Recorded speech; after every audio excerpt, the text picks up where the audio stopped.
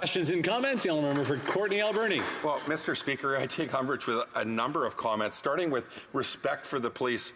At Health Committee, we had police testify on the toxic drug crisis, and as soon as the Conservatives didn't get the answers that they didn't like, what did they do? They tried to test the credibility of the RCMP and undermine them. This is totally unacceptable. These are people that protect us day in, day out.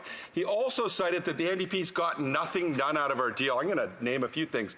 A national dental care plan, a farmer care plan so people can get insulin that have diabetes, a school lunch food program, a youth mental health fund, anti-scab legislation, a doubling of the GST tax to help people deal with inflation, a doubling of the firefighter tax credit and search and rescue tax credit, a renter protection fund, red dress alert, more money for childcare and housing.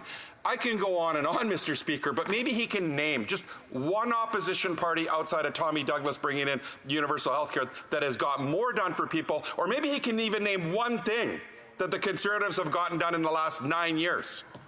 For Battle River Crowfoot. You know, what's interesting, Mr. Speaker, is he just provided a list. I don't have time to dispel many of the myths that member is propagating. But, Mr. Speaker, let me simply say this. Even many of the things that are on that so-called list of accomplishments are things that they compromised on, things that are not actually accomplished, things that are not being delivered, or things that certainly are not, that are billed as one thing. But when Canadians, including Canadians that reach out to me to ask questions about the specifics of those programs, express extreme disappointment, including members, although there aren't too many of them. There are a few people in my constituency that have voted NDP in the past, and they have expressed to me extreme disappointment with how that member and that party has sold their souls to the Liberals. But, Mr. Speaker, let me say this when it comes to the toxic drug crisis. There is a very, very clear sentiment that I hear across this country, and it is that the failed policy that the Liberals and the NDP